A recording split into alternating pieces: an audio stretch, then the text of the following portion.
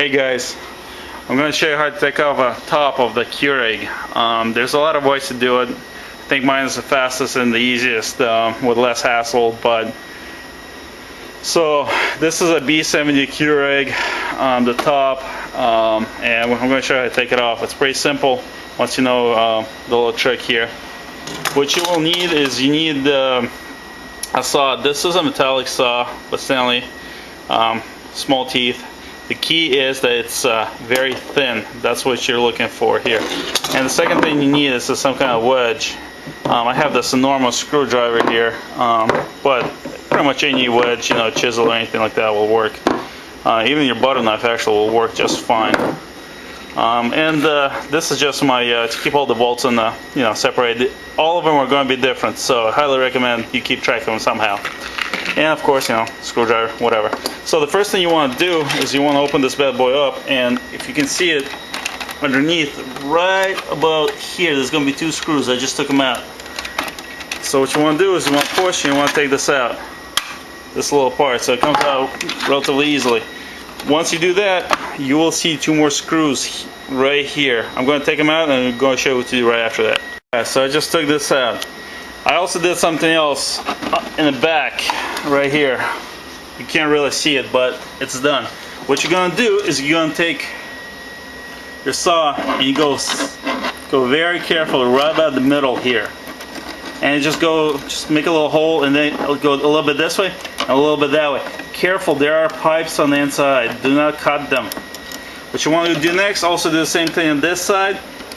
This is the side where there's electronics. So when you cut in this side, make sure you're cutting towards the back a little bit. If you're careful enough, your cosmetics is going to be fine.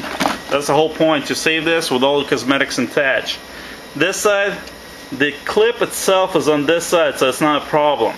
So if you can just make a little hole in here, you'll be fine.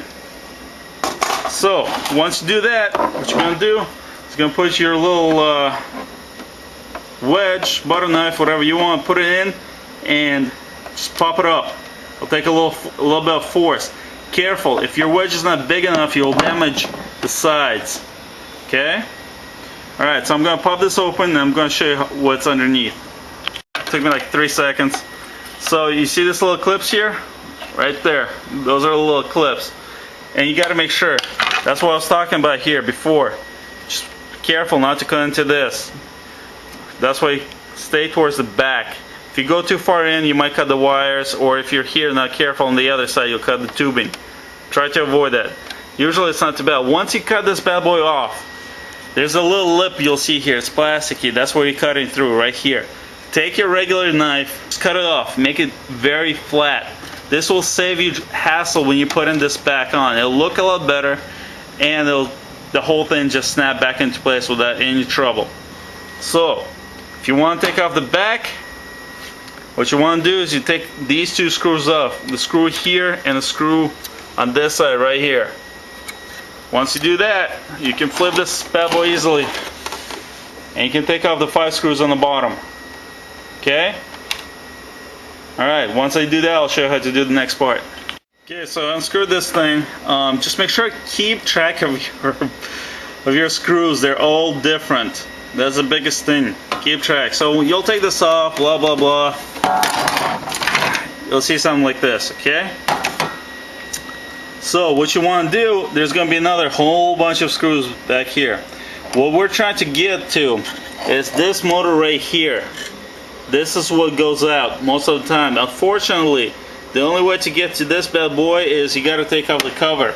So to do that, since we already taken off the top, we got to take off the bottom here. So that means there's like 2 layers of screws, and once you open it, you'll see it. You'll see this is like the outside layer. You can have the big screws right here on this side. I usually keep these screws on one side and these screws on the other side, and these 2 screws on different sides. I take them out because it makes my life easier. And also, this is the water sensor right here, the water intake. I take it out because it makes my life easier. It takes like 10 seconds, and then I put everything back in. Alright, I'll take this out and I'll show you how to do the next part after. Oh, before I take out all the screws, I just noticed something I wanted to show you. If you look carefully, you'll see rust right here. It's not focusing very well, but you'll see rust. This rust here could possibly be through the water intake, but if you look closely in the back, it's also here, which means most likely it's the solenoids that are located right above this. This whole thing is designed very, very poorly. I feel like somebody made this in the garage and then just mass produced this. But just so this is a giveaway. If you see any rust around this area anywhere, this is a giveaway that the solenoids are most likely leaking. So we're going to replace this and we're going to seal off the solenoids here. I'm going to show you how to do this. Okay? So it comes out this whole part. This is the tray where the tray sits.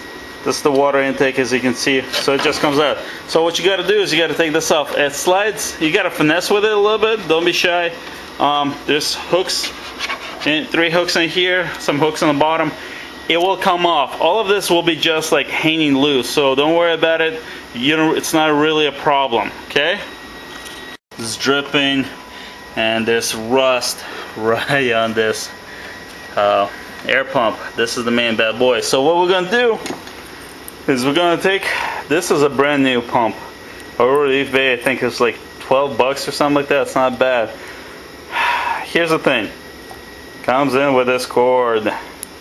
Yeah, of course, I'm lazy. I don't want to work too hard. If you can see, if you can follow this cord, it goes all the way around and on the other side into the box. You can put it in, you can go through all the troubles, unlinking it, linking back in, and go through it. For me personally, it's just easier. I cut it out, solder it in, put some shrink tubes on top, and it's good to go. Alright, let's get started. Sure. Alright, so put a new one in. There's the tubing. Here's the new wires. Here's a little soldering with the shrink tube. And I just added a little zip tie here just above the solenoid, so even if it drips, it doesn't drip on my soldering, just in case my shrink tube is not, has a hole in there somewhere or something like that. But other than that, this is done. All you gotta do is assemble this back on and test it out and see if it works. That's it. Hey guys, so this thing is almost back together now. I just gotta clean up this edge. These solenoids here, right here, I don't know if you can't really see them, but it's getting a little too dark. But this one and this one, what I usually do is I put a little super glue around the edge from the bottom so they don't leak. This time I'm not doing it. This is just one of my experimental units. You can see how it does. The only other option I was thinking of putting new ones in, but I'm pretty sure they're going to have the same problem. I'm not an expert in them. If you have any ideas how to fix them a little better than super glue, please put a comment down in the comment section. Alright guys, so this is the assembled unit that we're just fixing outside. Remember I said to cut off the little tip on the edge right here? Well, you can't really see it, but I stopped cutting right here, but I cut the rest of the lip, and this is what happens. Now it just sticks out just a little bit because 2 lips didn't fit properly. So I just overseen it. So now I have to take it apart and put it back together again, just this little top part. So that's going to be quick. It's not going to take me as long. Well, let's give it a shot, see if it works. Ready to brew.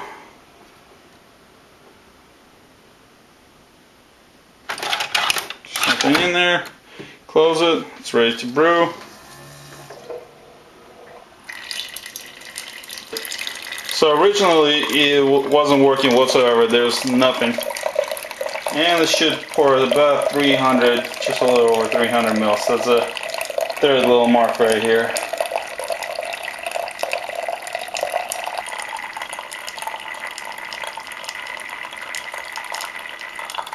Perfect.